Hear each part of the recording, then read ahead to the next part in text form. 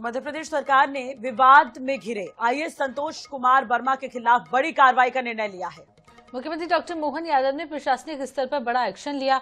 IAS संतोष वर्मा को कृषि विभाग से हटाकर जीएडी पूल में अटैच कर दिया है।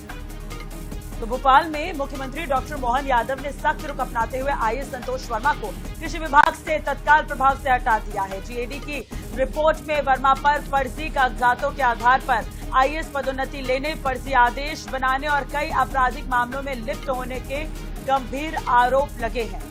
इसके अलावा सरकार का मानना यह भी है कि ऐसे अधिकारी को सेवा में रखना अनुशासन के खिलाफ है।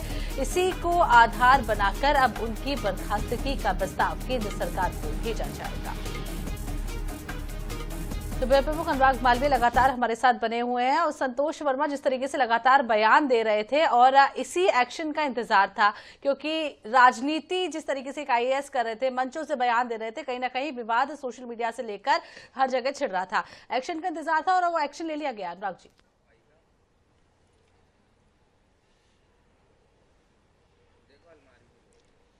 बिल्कुल, देखिए एक्शन लिया गया है और एक्शन देर आए दुरुस्त आए की तरह लिया गया, क्योंकि जरूरी बहुत हो गया था।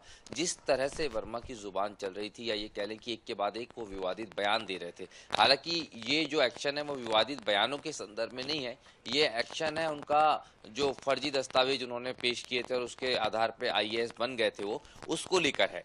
पर अभी भी बहुत सारे एक्शन की जरूरत यहाँ पर महसूस होती है। अभी उनको जीएडी में पहुंचाया गया है, कृषि विभाग से उनको जो है हटा दिया गया है।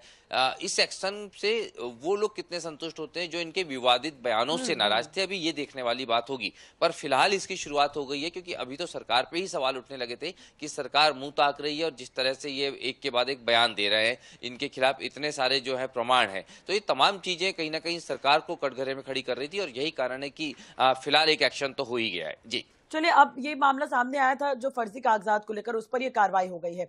लेकिन दूसरी तरफ जिस तरह का वो बयान, भड़काऊ बयान या अभद्र बयान हम कह सकते हैं, वो टिप्पणी लगातार कर रहे हैं अनुराग, लेकिन अभी भी उनकी जुबान चल रही है। आप इस चीज को समझिए कि अभी भी कहीं ना कहीं संतोष वर्मा जो आईएएस है उसके हौसले बुलंद है, अभी भी वो एक के बाद एक बयान देते ही आ रहे हैं। तो क्या लग रहा है, ये कार्रवाई काफी होगी? इस कार्रवाई के बाद कोई रिएक्शन उनकी तरफ से आएगा? क्योंकि माफीनामा तो अब तक आया नहीं है उनकी टिप्पणी पर।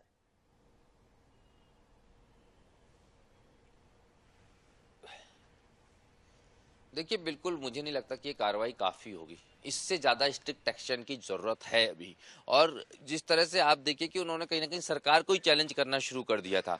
सरकार नोटिस देती है, उसके बाद फिर 2 बड़े बयान वर्मा देते हैं, यानी कि सरकार को चैलेंज करना है। सरकार टेक्निकली चीजों को समझते हुए चलिए एक कार्रवाई कर दी, एक डिपार्टमेंटल जो है वो बदलाव कर दिया, लेकिन हम और आप सभी समझ रहे हैं कि इस कार्रवाई से वर्मा जैसी शख्सियत पे, वर्मा जैसे इंसान पे, जिसने किस तरह के विवादित बयान दिया है और कितने हिम्मत दिखाई है सरकार के खिलाफ बोलने की या समाज के खिलाफ बोलने की, एक विशेष वर्ग के खिलाफ बोलने की, तो ये बताता है कि अभी इससे बड़ा स्ट्रिक्ट एक्शन होना जरूरी था।